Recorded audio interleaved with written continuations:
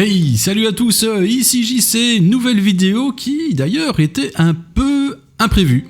Et ouais, j'avais pas du tout prévu de la faire. Mais il s'avère qu'en regardant un peu les poker rooms de Vegas, eh bien j'ai vu qu'il y avait quelque chose qui avait changé. Et je suis surpris de voir que personne, absolument personne, ne l'a mentionné, alors que c'est un changement assez majeur. Allez, pas de suspense. Le REIC, vous savez, ce petit prélèvement obligatoire à chaque pot, eh bien, le REIC à Las Vegas a évolué. Et pas vraiment dans le bon sens. Et voilà, tout simplement, je m'étonne que personne n'en fasse mention. Alors que je regarde pas mal de vidéos de poker, justement, sur Vegas et tout. Et non, c'est ici, durant la semaine, en regardant un peu les détails des poker rooms, que j'ai vu, tiens, le REIC, c'est pas le même qu'il y a 2 ans. Ça a changé. Et donc voilà, plutôt que de vous faire juste une mini vidéo pour ça, je me suis dit, tiens, vu que je prépare tout doucement mon voyage, eh bien c'est l'occasion de vous faire également une vidéo afin de vous faire un petit comparatif sur les poker rooms de Vegas. Alors pas toutes, mais les principales, celles qui sont sur le strip. Et donc voilà, je suis ici sur le site Poker Atlas, qui est une application également, donc qui est vraiment indispensable. Vous avez vraiment toutes les infos. Voilà, ici vous avez la liste de toutes les rooms de Las Vegas avec les détails des tournois, des cash games, etc. Et eh bien moi je me suis fait un petit tableau, on va remplir ça ensemble, tranquille. Et donc vous le voyez, j'ai repris donc dans une colonne bien les rooms de poker principales, celles qui sont vraiment à proximité du strip, à savoir le Wizard Sword, le Venetian, le Wynn, l'Aria, le Bellagio, le Caesars Palace, le Horseshoe et le MGM. Alors bien évidemment, il y en a des autres, le Red Rock, il y a le Source Point, le Orleans, mais voilà, ça c'est vraiment des rooms qui sont assez éloignés du strip. C'est pas vraiment des poker rooms avec des touristes, c'est uniquement pour les locaux, donc inutile de les mentionner ici. Alors, pour les autres colonnes, vous voyez que mes critères de comparaison s'établissent en 5 points. Alors, le plus important, le REIC. Alors, pour rappel, si vous n'êtes pas familier avec le poker, qu'est-ce que le REIC ? Il faut savoir que quand vous jouez au casino, vous jouez toujours contre le casino. Quand vous jouez au blackjack, au craps, même la machine à sous, même si vous jouez contre la machine, le casino, il a directement son prélèvement financier au travers de ces machines à sous. Et le poker, eh bien, c'est le seul jeu où vous ne jouez pas contre le casino. Non, vous jouez contre les autres joueurs. Et donc, le casino, comment est-ce qu'il fait pour se retrouver financièrement ? Surtout qu'en plus que le poker, ça coûte très cher au casino, il lui faut beaucoup de place, il lui faut des tables, et il faut des croupiers qu'il faut payer. Donc tout ça engendre des frais, il faut bien évidemment un retour sur investissement, et c'est comme ça que le REIC apparaît. Donc à chaque pot qui va être joué, eh bien le casino va prendre tout simplement une commission. Cela s'exprime par un pourcentage, ça peut être 10%, 5%, avec une somme maximum qui peut être prélevée. Et donc, ce REIC, eh bien, il peut évoluer de poker room en poker room. Par exemple, à Namur, je peux vous le montrer. Donc ici, par exemple, à Namur, là je suis sur la page du cash game. Donc on voit que ça c'est la limite que je joue, de la 2,5, petite blinde 2,50€, grosse blinde 2,50€. Et ici, eh bien, on voit la taxe au pot, donc c'est ça le REIC. Donc on voit que il prélève 2,50€ pour les pots qui vont jusqu'à 25€. Les pots jusqu'à 50€, c'est 5€. Donc là, on est sur du 10% de REIC, ce qui est énorme. Les pots à partir de 100€, c'est 7,50€. Entre 100 et 150, 10€. Donc là, le REIC baisse déjà. De 150 à 300€, ils vont prélever 12,50€.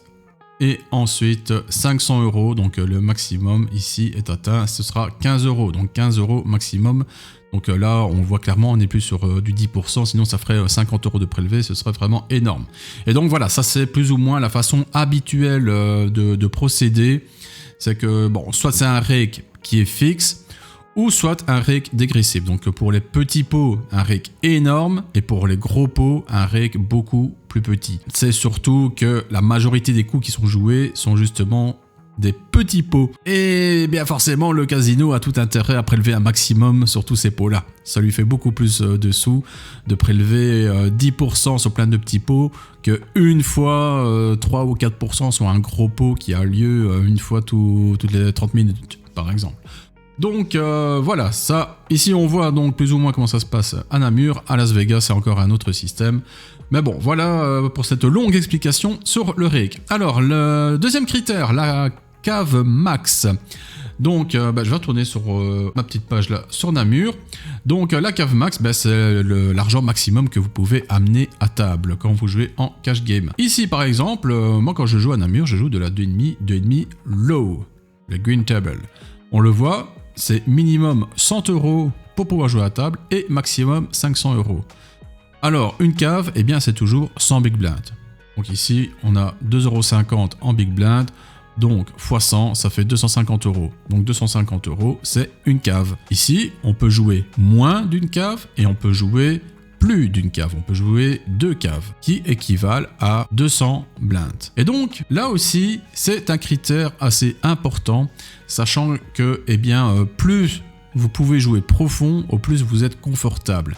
Imaginons, je vais à Namur, j'ai pas beaucoup de sous, je mets vraiment le minimum, je mets 100 €. Mais tout le monde a 500 € autour de moi. Donc déjà, je joue de façon un peu stressée parce que j'ai 5 fois moins d'argent que les autres.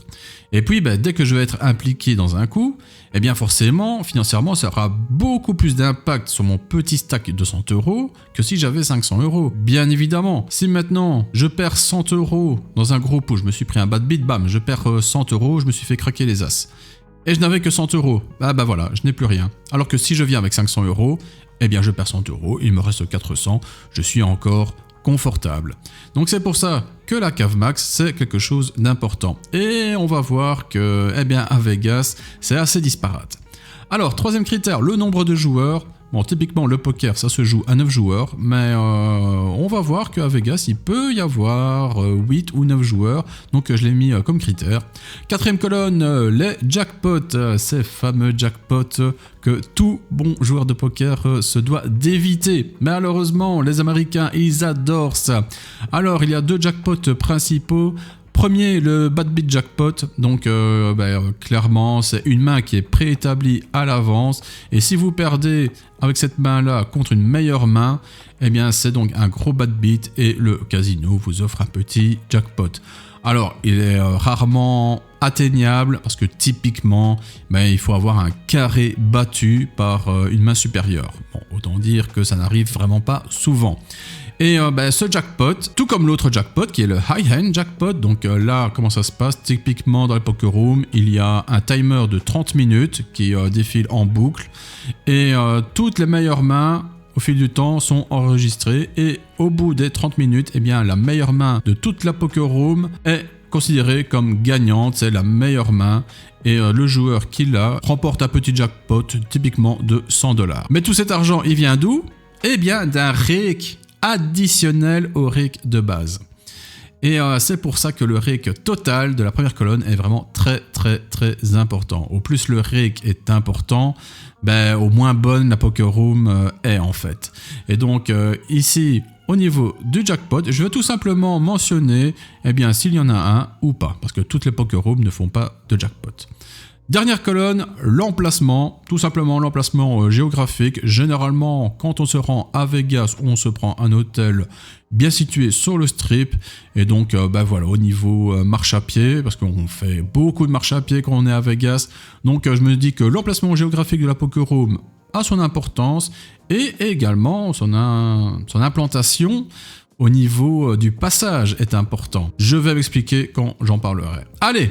On perd pas de temps, cette intro a déjà été beaucoup trop longue, on entre maintenant dans le vif du sujet, allons comparer ces poker rooms. Allez, bon, j'ai fait mon tableau avec l'ordre dans lequel les poker rooms étaient affichés sur le site ici Poker Atlas. Donc bien évidemment, si vous allez à Vegas, vous avez toutes les infos ici. Il y a 2 applications qui sont indispensables pour voir les infos. C'est un Poker Atlas et la deuxième est Bravo Poker. Il y a moins de rooms recensés. Mais voilà, les deux sont importantes, ça vous permet de voir en temps réel le nombre de joueurs, les tournois, etc. Et même de vous inscrire. Vous pouvez vous inscrire via ces applications. Et une fois inscrit, vous avez 1 heure pour vous rendre à la Poker Room et faire coucou, je suis là, j'ai envie de jouer. Allez, on commence le Resorts World. Alors, allons voir toutes ces données. Alors, je ne vais prendre que la 1.3 parce que moi à Vegas, je ne vais jouer que de la 1.3. Je vais cliquer donc ici sur la 1.3 et voilà, ici j'ai donc les infos. Alors, je vais tout de suite regarder le rake. On voit que c'est donc du 10% capé à 5 $. Donc, de base, le casino prend 10% du pot qu'il y a sur la table pour lui-même, mais il ne peut pas prendre plus de 5 $. Mais on voit en dessous, deuxième ligne, ici, voilà, 2 $ de promo drop, 1 $ à 10 $ et 1 $ à 30 $. Alors, une explication s'impose, donc là, c'est pour alimenter ce fameux jackpot. Donc, le casino va prendre 2 $ en plus. Mais au lieu de prendre systématiquement 2 $ d'un coup à chaque pot, ils vont arrondir plus ou moins.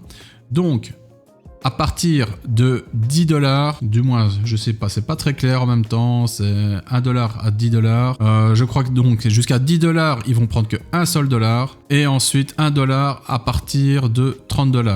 Maintenant, quand le pot il fait 20 $, je sais pas s'ils prennent 1 $ ou 2 $. De ce que j'ai lu, il y a des poker rooms qui arrondissent à l'unité supérieure et d'autres qui arrondissent à l'unité inférieure ou à la dizaine, ça dépend. Bon, toujours est-il que ici, on le voit, ils prennent pas systématiquement 2 $ à chaque coup. Bon, c'est... Voilà, on met un peu de vaseline, on va dire, pour pas dire autre chose. Donc, allez, je reprends ces infos-là. Donc, je vais compter 2 $.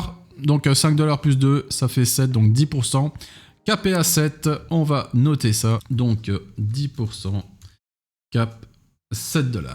Voilà qui est fait. Alors, au niveau de la cave maximum, on voit que le minimum est à 100 $, le maximum est à 400. Ok, 400 $, 400 $, cave maximum. Pour de la 1.3, donc de la 1.3, 100 blindes de 1.3, ça fait 300 $. Donc ici, on peut jouer au-delà des 300 $. Ce qui est un avantage, on peut le dire. Nombre de joueurs. Alors, on voit que nous avons 8 joueurs à table et pas 9. Ça, c'est pas mal, je dois dire. Donc, 8 joueurs à table. Alors, pourquoi c'est pas mal? Eh bien, tout simplement, il faut savoir déjà que le Poker Live est un jeu assez lent. En online, on joue blindé de mains, on a même des tables rapides, on peut jouer 300 mains de l'heure.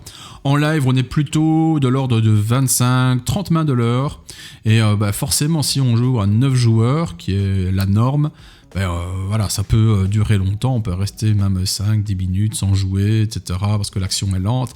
Et c'est encore plus le cas à Vegas, où vous allez rencontrer les fameux, les célèbres papis américains, qui prennent 2 minutes pour chaque décision. Et ça, c'est un enfer. Ils sont lents, ils sont lents. Et l'autre point négatif de Vegas, c'est que contrairement en Europe, où on joue un poker assez stratégique, assez agressif, on va se retrouver qu'à 2 ou 3 joueurs post-flop. Non, à Vegas, tout le monde call. Et donc, vous allez jouer des coups post-flop à 5, 6, 7 joueurs. Ce qui fait que si vous n'êtes pas dans le coup, eh bien c'est des coups qui durent longtemps. Si en plus de ça, on est à 9 joueurs à table, alors là c'est interminable. Donc voilà, 8 joueurs, c'est un avantage. Alors, jackpot, bon on a vu qu'il y avait un rake additionnel pour le jackpot, donc on va mettre oui, il y a un jackpot, et ça c'est pas une bonne nouvelle. Alors, au niveau de l'emplacement de Resorts World, eh bien, moi je dis un gros non, parce qu'il est assez éloigné du strip, pas le pire emplacement, mais quand même pas intéressant, donc suivez mon curseur, ici nous avons donc le strip, vraiment la partie principale du strip ici, et le Resorts World, il n'est pas du tout dans le centre, non, il faut remonter, ici nous avons le win, et nous avons seulement ici le Resorts World qui est là. Donc on le voit, il est assez à l'écart du strip. Alors ça n'a l'air de rien comme ça. Hein. Bon, moi je séjourne au Link qui se situe ici. Mais à pied, voilà, ça me demanderait de remonter tout le strip ici. Hop, d'aller jusqu'au win. Donc jusqu'au win, c'est 15 minutes de marche. Et de là, il faudrait encore marcher facilement 10 minutes. Et je pense que la Poker Room est vraiment à l'arrière ici du casino. Donc ouais, ça fait quand même une petite trotte. Donc au niveau de l'emplacement, le resort, non, pour moi, c'est non. Donc voilà, j'ai mis un X pour dire que c'était non. Allez, eh bien voilà, maintenant on peut enchaîner avec les autres et place au Venetian. Comme toujours, de la 1-3, bien évidemment, si vous avez plein de sous, vous avez d'autres limites hein, dans toutes les poker rooms, je ne vais pas m'attarder là-dessus. Alors, la 1-3, le rake.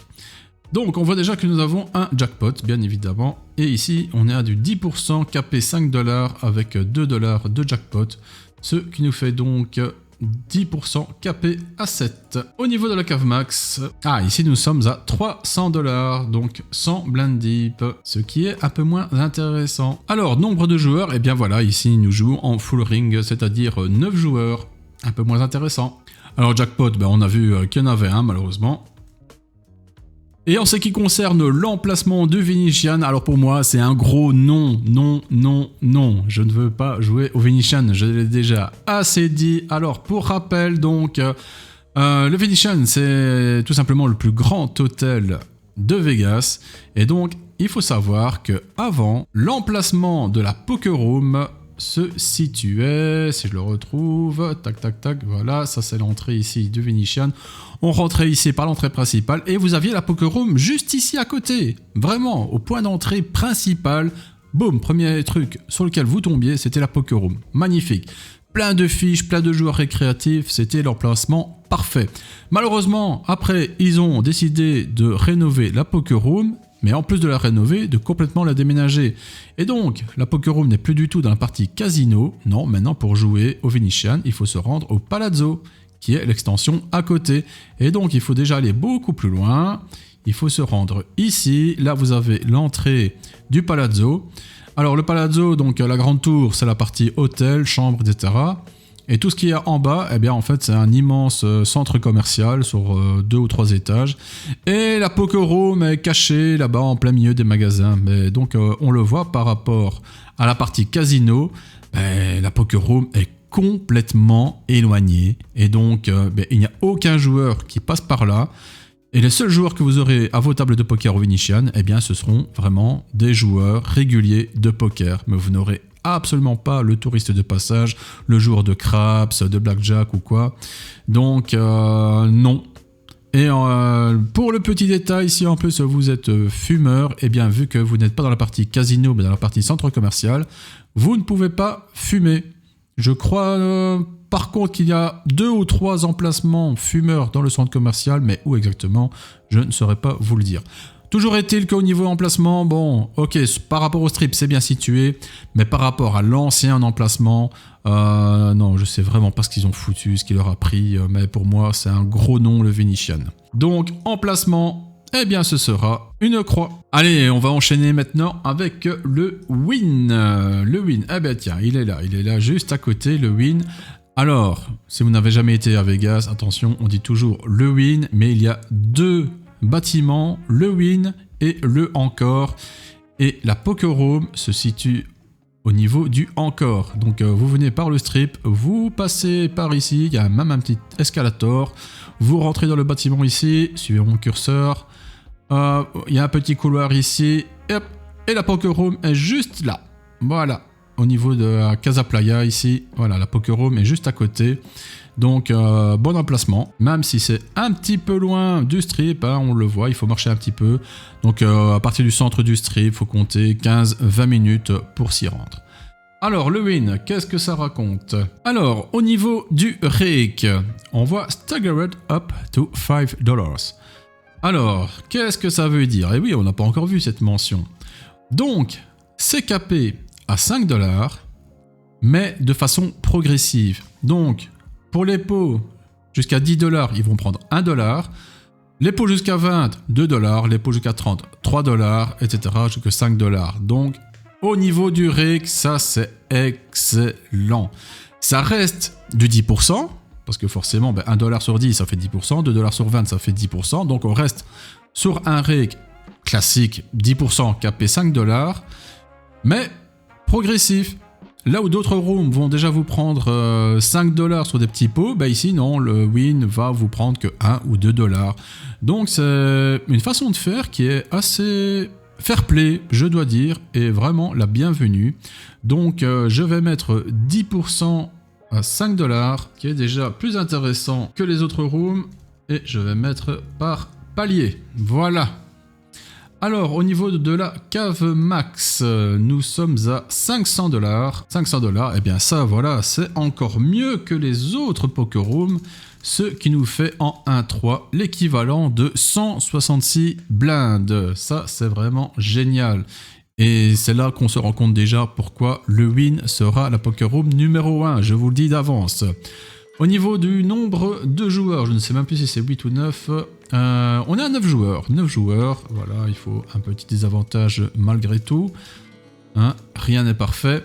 Au niveau des jackpots, eh bien non, il n'y a pas de jackpot au win. Ça, c'est une excellente nouvelle parce que ça veut dire qu'il n'y a pas de rake additionnel. Ça, c'est parfait. Que demander de mieux? Bravo le win. Au niveau de l'emplacement, je vais mettre plus ou moins. Voilà. Ça dépend de vous, de votre condition physique. C'est vrai que ce n'est pas en plein centre du strip. C'est un petit peu éloigné, mais ça reste toutefois accessible. Voilà, 15-20 minutes de marche. Et en plus, quand vous rentrez dans le bâtiment du encore, dès que vous rentrez, boum, vous tombez sur la poker room. Donc voilà, moi personnellement, ça me va. Allez, on passe maintenant à l'ARIA. Voilà, je suis sur la page de l'ARIA. Alors, le rake, 10% capé jusqu'à 6 $. Pas d'échelonnage, mais pas de rake additionnel non plus. Ok, je reprends ça sur mon petit tableau, donc 10% jusqu'à 6 $. Et on est donc dans un entre-deux.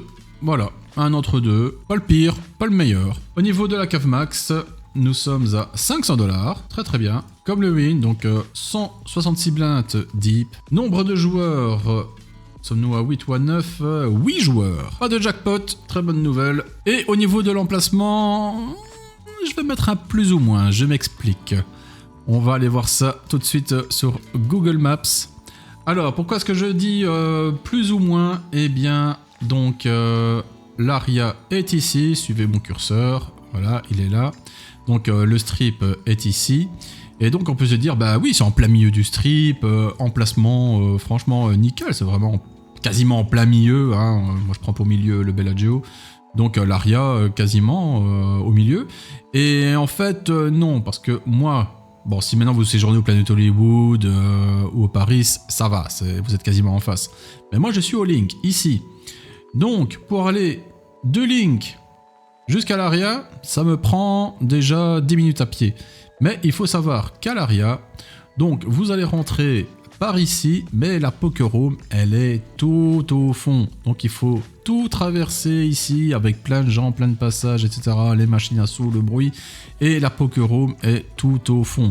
Et donc, eh bien, mine de rien, par rapport au Link, eh bien, juste faire de là jusqu'à la poker room, eh bien, ça représente environ 25 minutes. Et ouais, sans déconner. Ce petit trajet-là, qui n'a l'air de rien, c'est 25 minutes à pied. Donc voilà, je suis un peu mitigé. Ça dépend vraiment de l'hôtel où vous êtes. Si vous êtes vraiment à côté de l'ARIA, alors oui, c'est un gros plus. Très très bon emplacement. Moi, je suis un peu plus éloigné. Donc voilà, pour moi, c'est niveau plus ou moins. Surtout que là, je compte par rapport à mon hôtel. Mais si maintenant, imaginons que le matin, je décide de jouer au Win et qu'après, je veux jouer à l'ARIA... là je suis parti pour 40 minutes de marche. Donc voilà, dans mon cas perso, t'as un gros plus ou moins, mais ça dépend de tout à chacun. Allez, room suivante. Et on enchaîne avec le Bellagio, le mythique Bellagio. Alors, on va tout de suite aller voir sa page et le rake. Bellagio, il est ici, de la 1-3. Alors, au niveau du rake, nous sommes à 10% jusqu'à 6 $ et pas de rake additionnel, pas de jackpot au Bellagio. Mais c'est plus ou moins son seul avantage. On va voir qu'il y aura un gros défaut. Vous l'avez peut-être déjà vu. Donc 10% jusqu'à 6 $.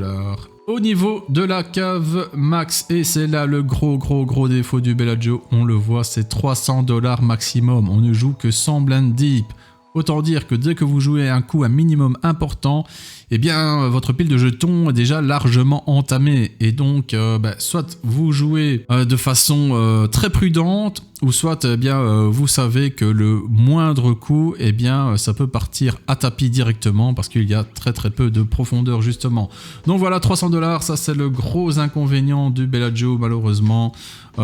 Pour y avoir joué, et c'est vrai que je me sentais pas à l'aise parce que moi j'ai l'habitude de jouer 200 blind deep à Namur, et donc ici le fait de devoir jouer avec 2 fois moins entre guillemets, ouais, je joue pas à l'aise quoi, tout simplement. Gros défaut donc du Bellagio, et en plus il faut aimer la poker room parce qu'elle est vraiment très très kitsch. Alors nombre de joueurs, je crois avoir vu que c'était 8 joueurs, donc petit avantage, effectivement, 8 joueurs par table au Bellagio. On a vu qu'il n'y avait pas de jackpot, donc ça c'est quand même une bonne nouvelle. Et au niveau de l'emplacement, alors là, c'est un gros plus. On va mettre oui, un gros V, le V de la victoire au niveau de l'emplacement, le Bellagio.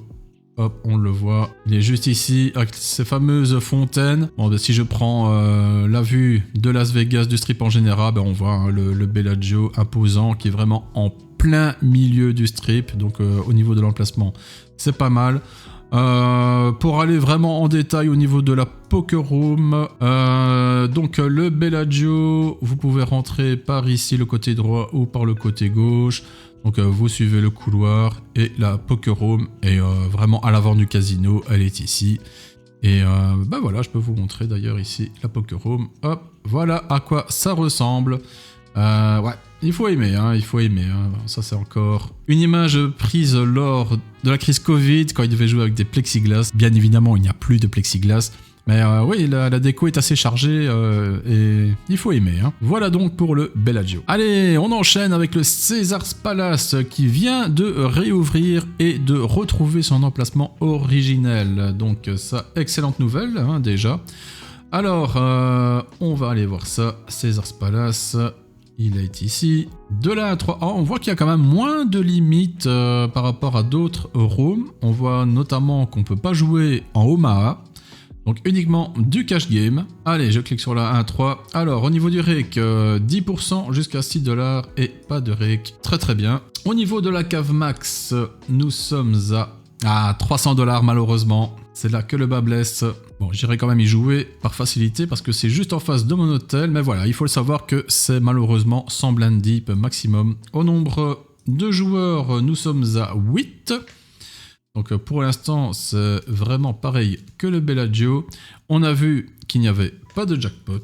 Et au niveau de l'emplacement, eh bien, ce sera un énorme oui. Parce que, eh bien, tout simplement, le Bellagio est bien situé et le Caesars, eh bien, il est juste à côté. Le Bellagio ici, le Caesars juste à côté. Au niveau de la poker room, au Caesars, donc vous avez les 2 entrées principales qui sont ici sur mon curseur, une entrée là et une entrée ici avec les bagagistes, les voituriers, etc. Et donc grosso modo, vous rentrez par là, ici vous avez la grande fontaine, etc. Vous avez un long couloir qui fait la largeur ici du casino et c'est plus ou moins ici sur mon curseur que vous avez la poker room. Donc voilà, bien situé. Juste un petit détail, il faut savoir qu'il y a la salle de paris sportive juste à côté qui est contiguë à la poker room. Donc si maintenant il y a un gros match de football américain ou quoi, il y aura du monde pour les paris, pour regarder le match. Et donc quand il y a un gros match, eh bien ça gueule. Voilà, imaginez un PSG-OM qui se joue juste à côté de votre poker room. Voilà, ça fait un peu de bruit. Donc il faut tenir ça en compte. Allez, on enchaîne et on termine tout doucement et on passe au horseshoe. Voilà, je suis sur la page du horseshoe, je clique sur la 1.3, alors au niveau du rake, nous sommes à 10% capé 6 $ avec 2 $ de jackpot, donc là ça fait du 10%, capé 8 $, je crois que c'est le plus haut, on va voir ça sur le tableau. Et oui, c'est le rake le plus haut, donc très gros point noir ici pour le horseshoe. Et quand je disais que le rake avait évolué, eh bien il faut savoir que quand j'ai été à Vegas il y a de cela 2 ans ou 3 ans, je ne sais plus quand, est-ce que je m'étais vraiment attardé sur le rake, mais à l'époque c'était du 10% capé 5 $ partout. Et là on le voit, ça augmente, voilà. Entre temps, eh bien, à chaque pot, en général, le casino se prend un petit dollar supplémentaire. Donc voilà le gros changement. Au niveau de la cave max horseshoe, nous sommes à 300 $ aussi. 300 $, sans blind deep, ça c'est pas cool. Alors, à noter par contre qu'au horseshoe, il y a une spécificité, s'il existe toujours. Oui, voilà, c'est qu'il existe également de la 2-3 au lieu de la 1-3. Il n'y a que le horseshoe qui fait de la 2-3 et ici, vous êtes à 500 $ maximum. Et le rake, lui, ne bouge pas. Par contre, vous jouez de la 2-3 au lieu de la 1-3. Par contre, la 2-3 ne tourne pas beaucoup. En général, il n'y a qu'une seule table de 2-3. Les Américains préférant jouer en 1-3. Mais voilà, c'est toujours bon de le spécifier. Alors, le prochain critère, c'était le nombre de joueurs. Alors, au niveau du nombre de joueurs, nous sommes à 8 joueurs par table au horseshoe. Alors, jackpot, eh bien oui, on a vu qu'il y avait un jackpot, malheureusement. Et au niveau de l'emplacement, ce sera un gros oui. Je vais vous montrer ça sur la carte. Donc voilà, on a vu le Bellagio qui était ici. Hein, suivez mon curseur comme toujours. Eh bien, le horseshoe est quasiment en face. Ici, c'est cette grande tour brune ici. On le voit, horseshoe. Le lieu où se jouent justement les championnats du monde de poker avec le Paris qui est juste à côté. Et ça se joue dans les grandes salles ici à l'arrière. Au niveau de la poker room, eh bien c'est très simple. Donc vous avez le strip ici. Vous passez par la petite boutique ici. Vous avez un petit tunnel à l'étage avec un escalator. Ou alors vous pouvez passer sur le côté ici pour arriver à l'entrée principale du horseshoe. Et une fois que vous entrez, vous avez un escalator pour descendre et vous avez la poker room ici qui est juste à côté. Cette petite poker room que j'adore l'ambiance qu'il y a. Le staff est vraiment super sympa. Je dois dire qu'au niveau du staff, mieux que le horseshoe, il n'y a pas. Et c'est vraiment très hétéroclite. Vous avez à la fois les papis américains, les touristes américains, des touristes étrangers. C'est là où le pool de joueurs est vraiment le plus diversifié, je dois dire. Et le service est excellent au niveau des boissons. La serveuse, les serveuses même, passent régulièrement prendre vos commandes. Parce que je rappelle que les boissons sont gratuites lorsque vous jouez. Et voilà, au niveau qualité du service, je dois dire que le horseshoe, c'est le meilleur. Et en plus, si vous aimez jouer le machine à sous, etc., vous êtes vraiment plein dans le casino. Donc tous les jeux de casino sont juste à côté de la poker room. Le seul bémol du horseshoe, c'est au niveau nourriture. Il n'y a pas beaucoup d'établissements de nourriture près de la poker room. Il y a juste le Noche, mais qui est très cher pour ce que c'est et pas qualitatif. Et pour avoir le food corner, eh bien, il faut traverser tout le casino, y aller tout au fond, descendre d'un étage, il me semble, et c'est là que vous avez les fast-food habituels, burgers, pizza, etc.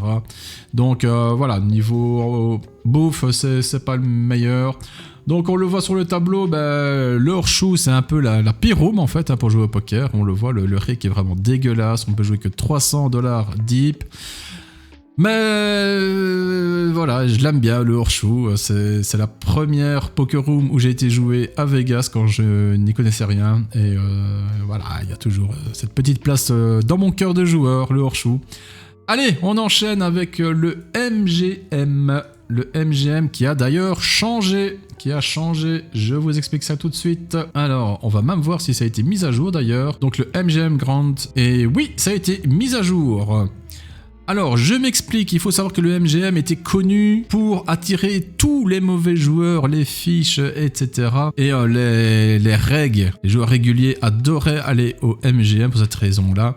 Et pourquoi il y avait tellement ce mélange reg et fiches, c'est parce que jusqu'à très récemment, jusqu'en janvier je crois, eh bien vous pouviez jouer de la 1-2. Là on le voit, c'est passé à 1-3, mais avant c'était de la 1-2. Donc même pour 200 $ on pouvait jouer, même pour 100 ou même 50 $ je crois on pouvait déjà aller à table. Et donc c'était la limite la plus basse. Donc pour tous les gens qui n'avaient pas beaucoup de sous, eh bien ils pouvaient jouer au poker. C'était vraiment la poker room la plus accessible. Mais le truc qui faisait vraiment la spécificité du MGM, c'était qu'il n'y avait pas de maximum. C'était pas 200 $, 400 $ maximum. Non, c'était illimité.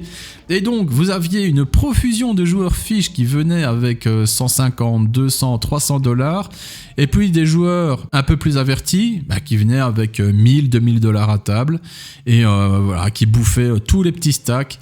Et le MGM était vraiment célèbre pour cela. Mais ils ont changé ici depuis le début de cette année. Et donc, ils se sont alignés maintenant sur quelque chose de plus classique, à savoir de la 1.3 comme partout ailleurs, mais on le voit quand même. Minimum 100 $ et maximum 1000 $. Donc à ce niveau-là, ça reste toujours intéressant. Vous savez jouer au poker, vous venez avec 1000 $, vous allez avoir les petits poissons qui vont se battre avec leurs 100 petits dollars et vous allez les bouffer. Donc voilà, comme ça on a déjà parlé de la cave max. Alors au niveau du rake, donc Stagger Top jusqu'à 6 $, 1 $ de jackpot drop additionnel, 1 $, taken à 20 $. Ok, donc, bon, c'est pas mis du 10%, mais j'imagine que ça va être de 10%. De toute façon, c'est jusqu'à 6 $ max. Que je réfléchisse quand même pour pas dire de conneries. Bon, alors ce n'est pas précisé, mais bon, j'imagine que de toute façon, comme partout ailleurs, ce sera du 10%, donc je vais mettre 10%. Donc, et avec donc 1 $ de jackpot drop plus 1 $ de plus à partir de 20 $ de pot. Donc, on va compter 2. Donc ça fait 10%, 6 plus 2, 10%, capé 8 $, ce qui est un rake dégueulasse, le même que le horseshoe, 10%, cap 8 $. Non, pas livre sterling, merci, dollars. Alors, au niveau de la cave max, eh bien, on l'a vu, c'était 1000 $, hein. Oui, 1000 $. Alors là, eh bien, vous pouvez jouer, mais avec une profondeur abyssal, vous avez 333 blindes devant vous pour jouer si vous êtes KV max. Donc c'est parfait. J'imagine que les tables doivent être bien agitées, la variance doit être à son maximum. Ça doit être assez folklorique, pour ne pas dire le zoo. Alors, au niveau du nombre de joueurs, nous sommes à 9 joueurs au MGM et pas 8. On l'a vu, il y a un jackpot malheureusement, donc ça c'est un point négatif. Et au niveau de l'emplacement, je mettrai plus ou moins aussi, comme pour les autres hôtels, ça dépend où vous vous situez sur le strip. Alors, pour ma part, c'est pas l'idéal, parce que on va aller sur Street View, Google Maps plutôt. Donc voilà, on revient ici au milieu du strip ici et le MGM, on le voit, est ici tout au sud. La Poker Room se situe quasiment à côté de l'aéroport de Vegas qui est juste là. Et en fait, quand vous arrivez au pied du strip, eh bien, le MGM est tout simplement le premier hôtel sur le strip. Par contre, la Poker Room, elle est juste à l'entrée du MGM. Alors, au niveau des tables, je comprends jamais parce que à chaque fois que je regarde des images de la Poker Room, ce sont des autres tables, des autres couleurs. Je sais pas à quelle fréquence ils les changent. Et donc, voilà, vous avez comme ça une petite idée. Il n'y a pas d'autres images ici, non. Par contre, oui, je dois le mentionner, gros inconvénient de cette Poker Room, c'est que ce n'est pas une room à part, comme dans les autres casinos. Non, ici, vous êtes dans un immense couloir, on le voit sur l'image ici. Voilà, ça c'est l'intérieur du MGM, c'est un immense couloir avec toutes les machines à sous, du bruit, etc. Et en fait, la Poker Room, elle est juste sur le côté du couloir. Et ce qui fait que quand vous jouez à la Poker Room du MGM, eh ben vous êtes tout le temps dans le bruit, le brouhaha des gens, les bruits des machines à sous. C'est assez assourdissant. Et beaucoup de joueurs s'en plaignent. Et malheureusement, non, ils ont même jamais cloisonné la Poker Room, histoire d'abriter un peu les joueurs du bruit. Non, c'est vraiment un immense espace ouvert. Donc voilà, ça c'est un gros bémol ici du MGM. Donc au niveau de l'emplacement, me concernant, moi je suis à l'opposé du strip, donc c'est super éloigné de là où moi je séjourne. Maintenant, si vous avez une chambre ici pas loin, genre au New York, au MGM même, au Marriott, au Signature, voilà, oui, forcément le MGM est un bon emplacement pour vous. Donc, eh bien voilà, je pense qu'on a fait le tour ici, on a repris toutes les données, donc il est temps maintenant pour moi de faire un petit classement. Bon alors, sans surprise, numéro 1, ce sera le Wynn, forcément, on le voit. C'est le rake le plus avantageux, à la fois le plus bas et en plus avec un système de paliers. On peut être KV max à 500 $. Excellent, donc 166 blindes de profondeur pour rappel. Il y a 9 joueurs à table, bon c'est un peu l'inconvénient, mais en même temps au poker c'est la norme et il n'y a pas de jackpot. Voilà, il y a juste au niveau de l'emplacement, par rapport à moi, bon c'est pas cool. Maintenant voilà, le Wynn est également un hôtel, l'hôtel même qui est parmi les plus chers de Vegas, comptez 300, 400, 500 $ la nuit. Donc si vous avez les moyens, le Wynn c'est parfait, vous pouvez rester au Wynn, il n'y a pas de souci. Mais voilà, Wynn numéro 1. En numéro 2, eh bien, je mettrai l'Aria, parce que, bon, le rake est moyen, 10% capé $6. On peut jouer $500 max, et ça, on le voit, il n'y a que l'Aria et le win. Et c'est pour ça que si vous vous renseignez sur internet, vous allez voir qu'au niveau poker, c'est vraiment toujours ces deux rooms-là qui reviennent. Et la population au niveau des joueurs est partagée avec un field en partie reg. Il y a même des joueurs pros qui jouent dans ces deux poker rooms, donc attention. Et il y a également quelques fiches de passage. Il faut savoir qu'Owin, c'est énormément une clientèle asiatique aisée qui vient. Vous allez voir des asiatiques partout.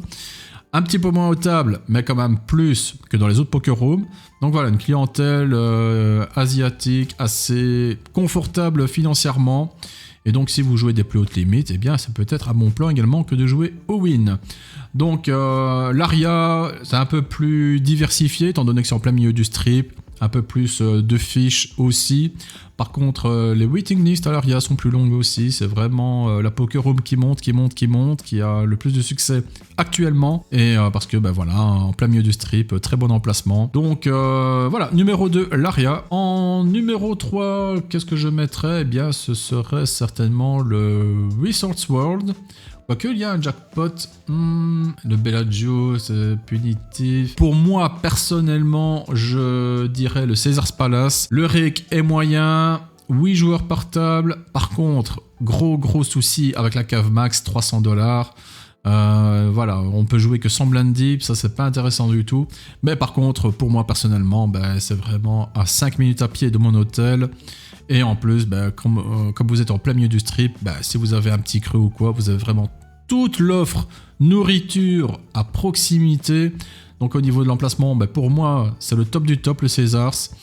Donc voilà, je le mettrai en numéro 3. Alors tout ce qui est après, je vais pas vraiment faire de classement parce que c'est pas des rooms où je vais jouer. Le Bellagio, c'est trop limité, sans blind deep, ça ne m'intéresse pas.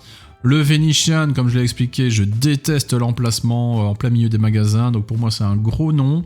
Le hors-show, voilà, le rake est dégueulasse, mais c'est ma petite room de cœur et facilement accessible. J'adore son ambiance. Donc voilà, moi personnellement, j'irai jouer au hors-show, mais d'une façon impartiale, je vous dirais de ne pas y jouer parce que le rake est dégueulasse. Par contre, il y a une affluence énorme.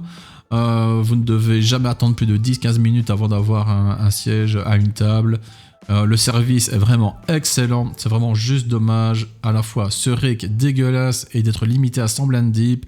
Donc pour ça, si vous êtes optimisé résultat poker, ne jouez pas au hors-show. Le MGM qui est un petit peu un cas à part avec sa profondeur à $1000, énormément de joueurs récréatifs, par contre c'est au sud du strip. Donc voilà, là je ne vais pas vraiment faire de classement, c'est suivant vous, vos envies, vos objectifs poker, parce qu'on peut très bien aller jouer au poker et s'en foutre des résultats, on veut juste passer un bon moment. Ça dépend bien évidemment de quel hôtel vous allez prendre à Vegas. Donc voilà, finalement le classement n'est pas utile, vous aurez votre propre classement. À vous de vous faire une idée, vous avez ici les données les plus importantes et j'espère que celles-ci vous permettront de vous faire votre choix. Mais en tout cas, ouais, le win et l'Aria, ça c'est le top 2. Si vous allez jouer au poker à Vegas, vous devez absolument faire ces deux rooms-là. Oui, je vous y oblige, allez-y. Et pour le reste, c'est un peu à vous de voir. Allez, et bien voilà, j'espère que ce petit guide des poker rooms de Vegas vous a plu. On se dit à très bientôt, c'était JC. Ciao!